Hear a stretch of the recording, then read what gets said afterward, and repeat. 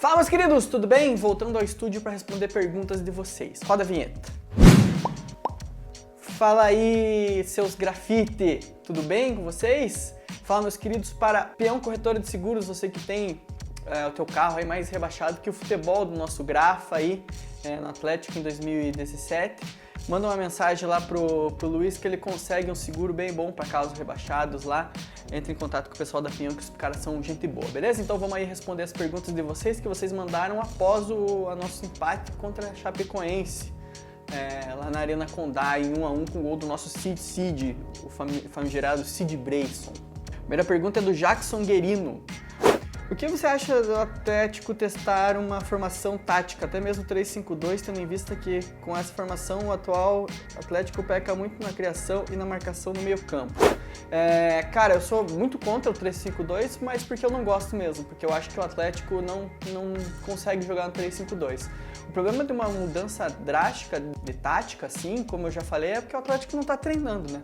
O Atlético ele tem um dia de coletivo e vamos pro jogo já. Então, como os jogos estão muito perto, o Atlético não tem tempo para uma mudança tão grande assim. A última vez que a gente tentou, a gente perdeu de 6-2 pro Bahia. Até porque o problema que você cita da criação do meio de campo, eu acho que é muito mais por falta de jogador de qualidade ali no setor do que, de fato, por causa do esquema tático. O Digão RC perguntou: por que o Eduardo da Silva não está jogando? Porque eu acho ele um bom jogador, ele só precisa de uma sequência. Esse elenco é muito fraco, fora MCP, leva gente Astrais, trouxe em comissão técnica alguns jogadores, não devolva o nosso Atlético. Cara, o Eduardo da Silva, ele estava machucado, ele não estava em 100% fisicamente, não sei o que aconteceu com o Eduardo da Silva, mas ele já ficou no banco no jogo contra a Chapecoense. Eu acho que o Eduardo da Silva vai ser bem fisicamente, vai ser a nossa opção pro meio aí, com o Ederson na frente, porque realmente a gente não tem meia. Se você for colocar aqui os nossos jogadores que vieram para fazer isso, foram o Guilherme e o Carlos Alberto, vai sobrar bastante espaço aí para o Eduardo da Silva durante o ano. O Juliano César Postal falou o seguinte: o Everton desde o jogo contra o Paraná está meio abalado e nervoso, ninguém está mais com a zaga, será que ele perde a vaga na seleção? Na moral, o Vanderlei dos Santos está jogando mais. Eu acho que ele está perigando aí perder a vaga na seleção, mas eu acho que não pro Vanderlei, eu acho que pros goleiros que estão jogando lá fora.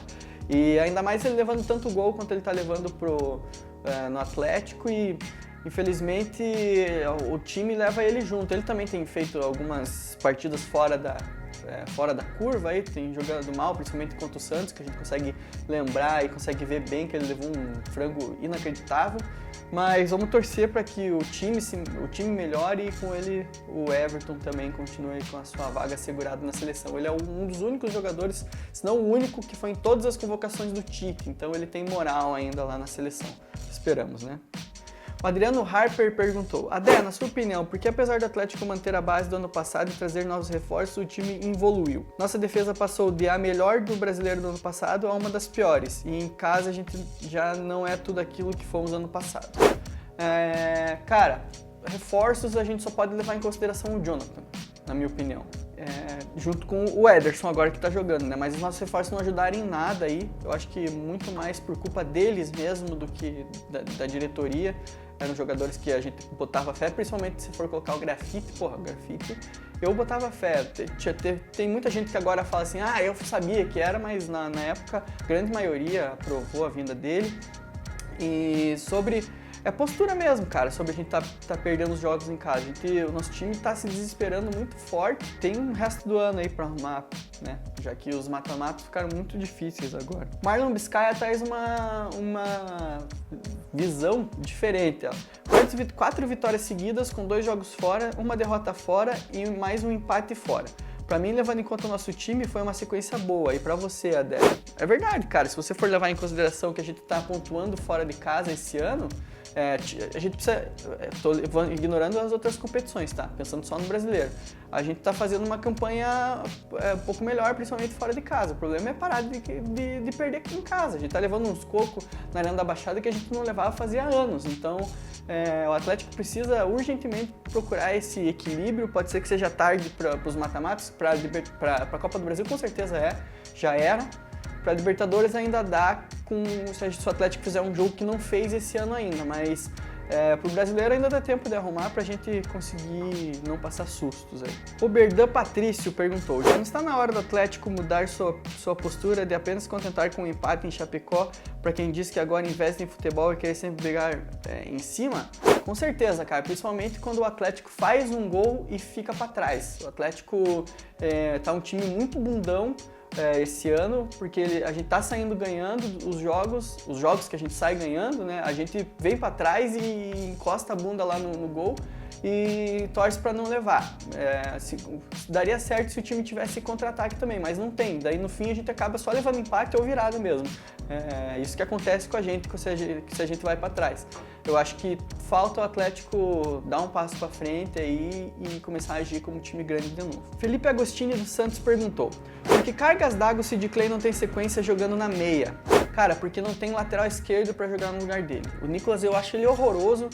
O jogo que o Sid Clay entrou como meia de titular já foi contra o Atlético Goianiense e o Sid Clay foi um desastre. Se vocês assistiram esse jogo aí, vocês lembram, inclusive, fazendo pênalti no meio do jogo lá, que quase custou os pontos.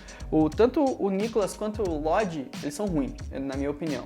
Tá? Tem muita gente que gosta do Lodge, tem muita gente que acha o Nicolas esforçado, mas pra mim os dois são ruins e os dois perdem a posição de lateral esquerdo pro Sid Clay. O Henry Moura perguntou: vocês acreditam que o Atlético briga por alguma coisa no ser degola nesse brasileiro? Eu acho que sim, cara. Eu acho que o Atlético não... Na verdade, eu não acho que ele briga por nada. Eu só acho que ele não briga pela degola. Eu espero e... eu boto fé que o time vai terminar lá no... Até tem a pergunta aqui, deixa eu ver se eu acho. Aqui, do Vinícius Tomás. Adé, o Atlético termina em colocação no Brasileiro. Eu acho que o Atlético vai conseguir esse ano, se Deus quiser, o troféu 8º lugar. A última pergunta é do Juliano Rodrigo. Adé, por que o Atlético insiste nesse esquema de jogo com um atacante isolado? Não deu certo até agora, você vai queimar nossos atacantes. Cara, tem muita gente reclamando do esquema tático do Atlético, mas daí, quando você fala assim, teve até gente que fez isso, meu 11 titular é o seguinte, daí começa com lateral esquerdo contratado. Não dá, daí continua e fala assim, Carlos Alberto ou Guilherme no meio. A gente não tem essas opções. O Carlos Alberto, ele tá de 10 da AWS agora, ele tá de 10 da Shed, ele não tá de 10 do Atlético, não tem condição. Então, a partir do momento que vocês falam, mas o Lúcio não sei o quê, mas o Sid Clay, só que vocês entendem que não tem opção no elenco, o Atlético tem que jogar com o que tem, lógico que tem que contratar, mas eu acho, na minha opinião, que não vai vir muito reforço esse ano, principalmente para essas duas áreas aí que eu citei, que é o meio de campo e o lateral esquerdo.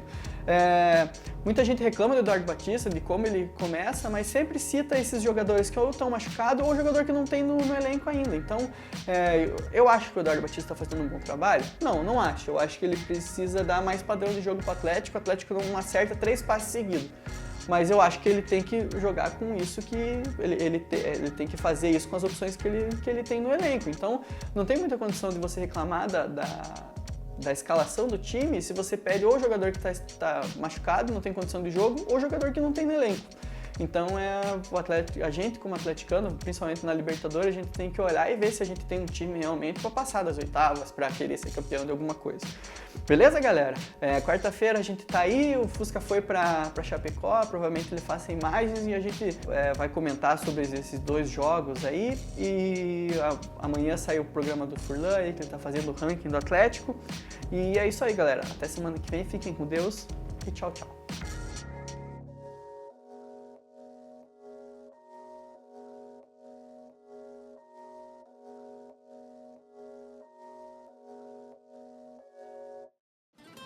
Bom, pessoal, lembrando sempre para você compartilhar o nosso programa, dar like na nossa página do Face e principalmente se inscrever no nosso canal do YouTube.